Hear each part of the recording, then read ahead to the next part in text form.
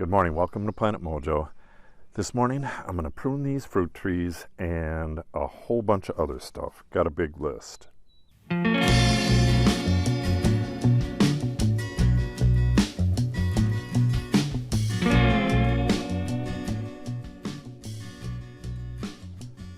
So I'm not going to go over how to prune because I've done that in other videos, and I'm going to do that big Macintosh with Natalie in 2 days. It's going to rain for 2 days, or 3 days actually. It's going to rain for 2 days after today, so we're going to do it on Monday, and I'm going to go over how to prune completely with her, so you might want to check that out. So this year I'm going to do a little more shaping than I've done before. This tree right here is a Honeycrisp, and I've told this story before, but its first winter it got sun scald. Let me see if I can show you the scar. And it had an open wound. You can see the top of it right there and the bottom of it way down there. So it had this big open wound. Not the first year that it was planted, over winter it got the sun scald. So the next year it got cedar apple rust, which is a disease that goes back and forth between cedars and apple trees. It got it because it was real susceptible because it was injured. So this tree has had that disease every year since its first year, it had it for 3 years.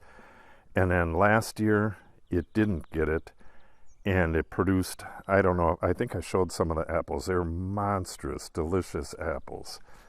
This tree actually almost got taken out because it kept getting the cedar apple rust, but apparently it's healed up now, so I got to do some kind of shaping with it. In the end, these are going to be flat top trees, so I want them at about 5 feet high and then come straight out like not really an umbrella, but kind of flat on the top so that you can go under it with a riding mower and cut the grass, and it's real easy to pick the apples and stuff, and it has perfect sunshine and stuff. It's how they used to do vineyards.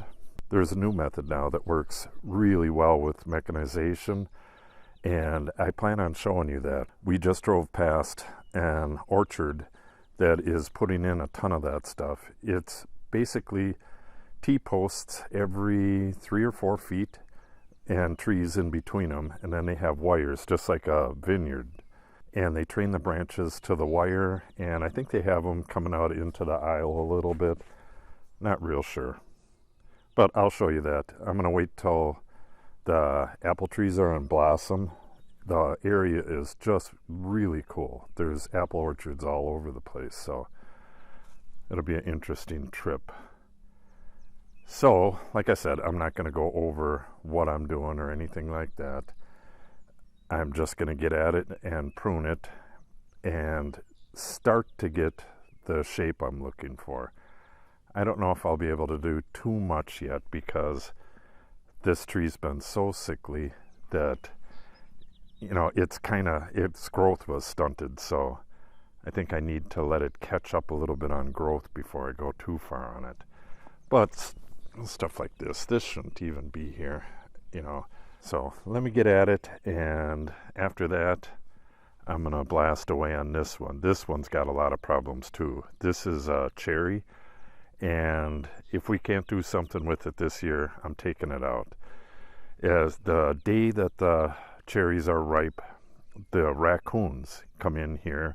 They climb the tree. They break branches because they're little fatties, but they go over the whole tree and eat every cherry like overnight. All of a sudden they'll be gone. So if that's going to keep up, I really have no way of stopping it, so I'll probably just get rid of it and plant maybe a couple more of these. These are really nice, and so is that Macintosh. There used to be 2 fruit trees here. There used to be a plum right there, and that one kept getting blown over in the wind. They have grafted roots, so whatever rootstock they used just would not hold the thing upright in the kind of wind we have around here. You can see this one It's actually really windy right now, so, or not really windy, but windy enough to affect the microphone. You could see that's the prevailing wind comes from that way. And this one's on an angle. I'm just going to leave it like that. I think it looks kind of cool. But yeah, eventually this bottom branch would have to come out, but I'm probably going to leave it this summer just so we get some of them really nice apples again this year, or more of them. All right, let me get pruning.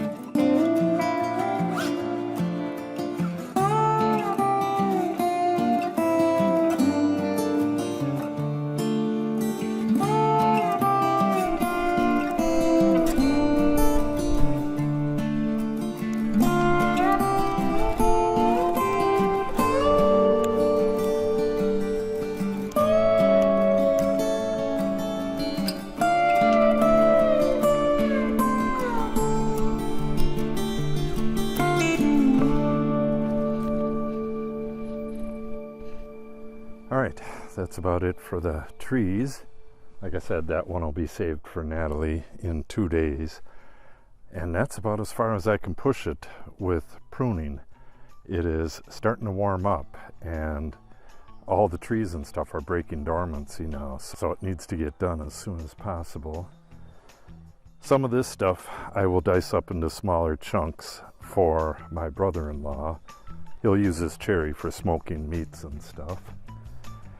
Other than that, I just got to get this stuff stacked up. Then I should probably rake out all this garbage from the lilies. Just tons of stuff to do today.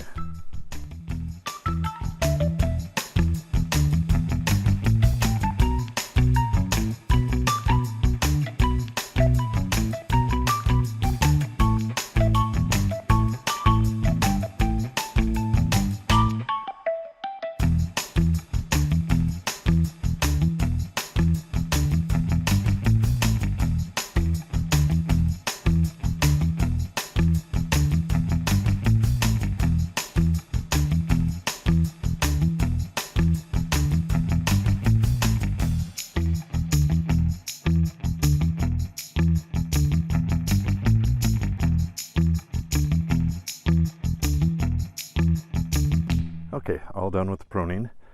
It goes between being windy and dead calm and sunshine and cloudy, back and forth and back and forth. So I got to throw on a jacket, take it off, throw it on, take it off. Kind of a pain in the butt. But that's about it for the pruning. I'm liking the way they look. I got a lot more room underneath them to trim the grass and stuff, especially this one. The apple tree Next year, I'll probably take off 2 of the lower branches like I did on this. I took off, I think, 3 on this, plus some branches that were aiming down. Now it's a lot more accessible. I know I said I was going to do this next, but that's not on my list. I have one more seed to collect, and that's the rest of the bottlebrush grass over there. So after lunch, I'm going to go collect everything I can of that. It's very expensive seed, so I'm not going to let it go to waste. So I'll get that collected after lunch, and then still have a ton more stuff to do. All right, I was running the prunings down to the burn pile down there, and I remembered this Concord is coming out. This one is dead, and I have another one down there that has just never done good, and I'm taking it out. I have the clematis that were behind the barn there that are going to take their place. So I got to take these out, put lattice here, and then plant the clematis. So all I'm going to do is just cut this off flush with the ground and disentangle it and add it to my pile.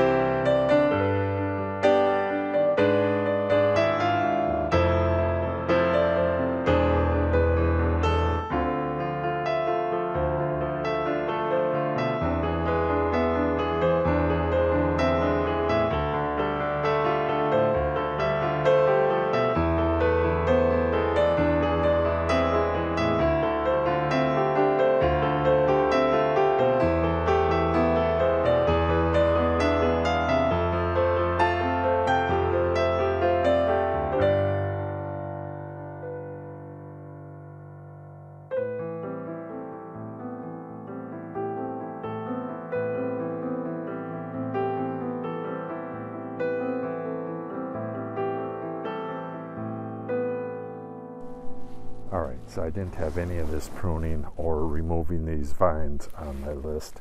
And I also gathered some, what was it, Bottlebrush and Canadian rye seed up that way and did a little weed pulling and stuff. So I am near the end of my day. So what I am going to do is this is Bottlebrush grass. So it's kind of laid down. So I think I'm just gonna cut this stuff off like at the base here, because I'm gonna be cutting this stuff later anyways. And then I'll take the whole bundle and try to get as much seed out of it as possible. Normally I would burn this stuff, but I'm not sure if I want to this year. I have some endangered species growing in amongst the grass, and it's only their second year. I'm trying to think of what they are. Pale purple coneflower. That's one right there. And I believe they're dormant enough to burn. Yeah, they are still pretty dormant. Maybe I'll just burn this. But then you lose all the seed too. If I mow this and then brush it downhill a little bit, some of the seed will germinate here and some will wash down and seed down there as well. So maybe I will just cut it. Okay, let's get to work.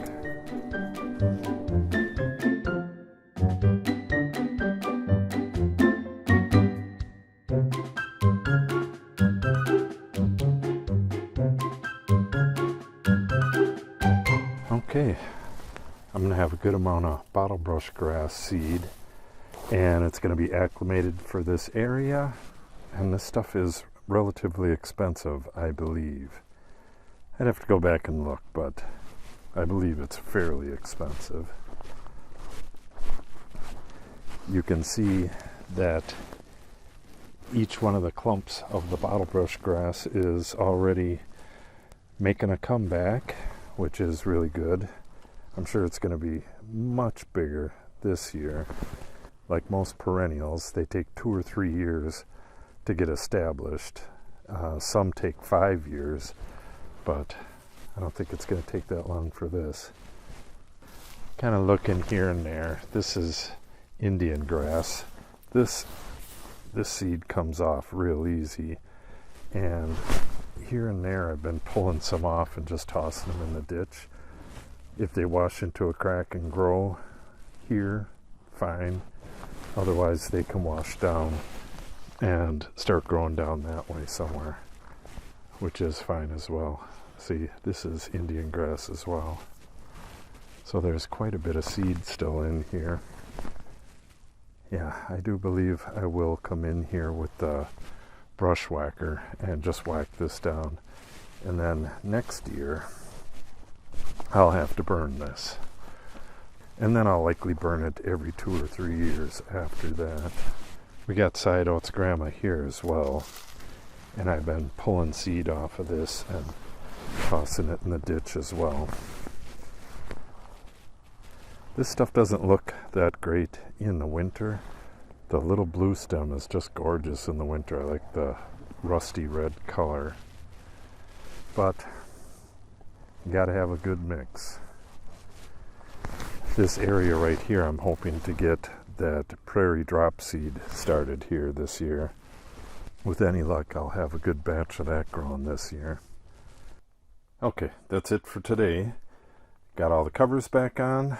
Grass is doing really good. It likes a little bit of air like that. You can see some of this stuff is nearly an inch tall. And our hollyhocks doing well as well.